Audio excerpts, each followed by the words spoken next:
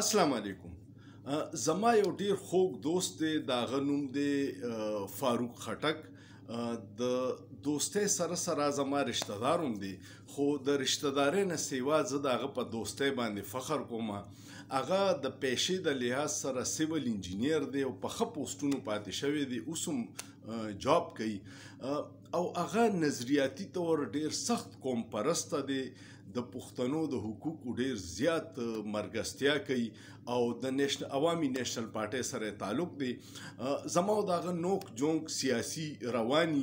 یو بل ته شیزونه لیږو، خو زه د هغه د رایې ډیر احترام کوم او هغه زما خبره په غور سره اوري.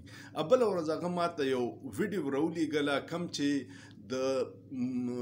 تحریک انصاف په دور کې د احتساب مشیر شهزاد اکبر د هغه یو ویډیو وه چې هغه وی چې موږ دا یو څو کیسونه جوړ کړي نو دا غلط و، لکه سیاسي انتقام بین ترې راتلو. بیا هغه ماته وی چې په دې به ته یو ویډیو کې، نو ما وی چې اول خو درته د احتساب پاکستان کې چې څه تاریخ دی د هغې باره کې ووایم او بیا درته دا ټول شی کنکلوډ کړم. پاکستان کې بدقسمتي دا ده چې د احتساب کلم نوم چوت شوی دی، نو شروع کې خو ته خلکو ډیر امیدي خو بیا ته مایوسه شي، ځکه چې هغه بیا همیشه د سیاسي انتقام دپاره استعمالیږي. ډېرې ادارې دي، انټي کرپشن دی، احتساب بیورو وه، د نیب نه مخکې یو احتساب بیورو وه او هغه هم دوی دومره د سیاسي انتقام دپاره استعمال کړې وه. په هغې ورځو کې به میا نواز شریف او اسټیبلیشمنټ ته بېنظیر ور په مخه شوې وه، نو بي سره دومره ظلمونه کول، دومره جعلي کیسونه یې پې جوړ کړي وو، څه به صحیح و څه جعلي و او انتقامي کارروایي داسې وه چې عدلیه هم ټوله ځان سره میلاو کړې وه. په هغې کې یو شرمناک کردار و جسټس قیوم چې هغه ته به شهباز شریف فون وکړو او بیا به یې ورته وي چې میا صاحب ډېر خفه دی، په دې کیس کې به نن میان بېنظیر له پوره سزا ورکړي. هغه به وي پوره نشم ورکولی، ډېره بده خبره ده، خو خیر دی که میا صاحب خفه دي زه بیا درشم، دواړه به میا صاحب رضا کو. دا آډیوز لیک چې دي دا ټول په دې نیټ باندې پراته دي چې احتساب به موږ څومره غلط استعمالو. د هغه وخت کې د احتساب بیورو مشر چې و سیف الرحمن و، بیا چې وروسته هغه د مریم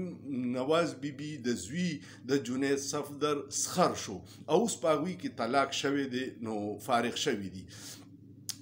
په کله چې د میا نواز شریف حکومت جنرال مشرف ختم کو، نو هغه اول بیا ډیکټیټر چې د هغه سره خوسینه او کله چې هغه د اقتدار خوند والي نو بیا وایي چې د اقتدار به څنګه اوږد کړمه، نو بیا ول هغه څه نوي نوي شکلونه او بانې وګوري. نو اولنۍ هغه ناره وواله چې اول احتساب بیا انتخاب، او د هغه احتساب دومره خلک د نواز شریف دی کرپشن نه تنګ و چې خلکو ډېر ویلکم کو او هغه یو اداره جوړه کړه، د هغې نوم نیب، نیشنل اکاونټیبلیټي بیورو. دا په 16 نومبر 1999 کې جوړه کړې وه او شروع کې هغې داسې اقدامات وکړو چې خلک ترې ډېر خوشحاله شو. خو بیا بدقسمتي دا وشوه چې هغه ته د یو کینګز پارټي ضرورت و چې یو داسې پارټي چې هغه د خپل اقتدار سیوا کړي، کو یو ډیمي غونته الیکشن جعلي غونته وکړي، خو چې د هغه د پسندیده خلکو وګټي او هغه په اقتدار خپل سیوا کړي. نو هغې وخت نه پس بیا نیب چې وه د سیاسي انجینیرنګ دپاره استعمال شوه. هغې به سړي فایل د دوی سره هر وخت پراتی د اسټیبلیشمنټ سره، هغوی به فایل ورته کولاو کو او سیاستدان ته به وي چې څنګه خوښه دې ده، جیل ته ځې کو مسلم لیگ کاف ته ځې، نو هغوی به وي چې یاره جیل نه خوښه ده چې مسلم لیگ کاف ته لاړ شو، اقتدار خو به وي. نو دغه شروعات د نیب د سیاسي دغه اسټیبلیشمنټ کړی او اوس هم هغوی دغه سیاسي انجینیرنګ دپاره نیب استعمالي. معذرت کوم. د نیب اولنی چیرمن چې و نو هغه محمد زکاو،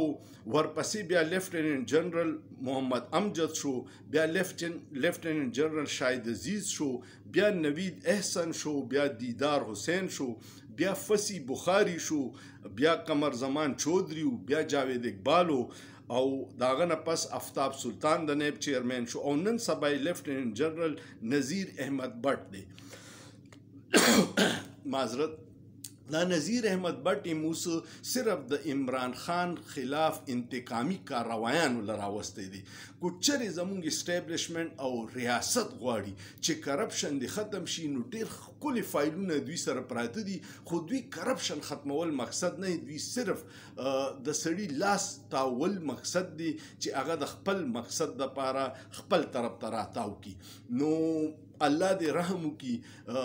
فاروق خان د دې فرمایش کړو چې په دې یو تفصیلی ویډیو جوړه کا نو ما دا جوړه کړه امید لرم چې تاسو ته به د نیب د کردار د هغې د چیرمنانو او چې کله نه شروع شوی وه او د هغې څه اغراض و مقاصدو د هغې پته لګېدلي کمنټ پې لازمن وکړئ او سوچ پې وکړئ په سوچ کې څه ګناه نشته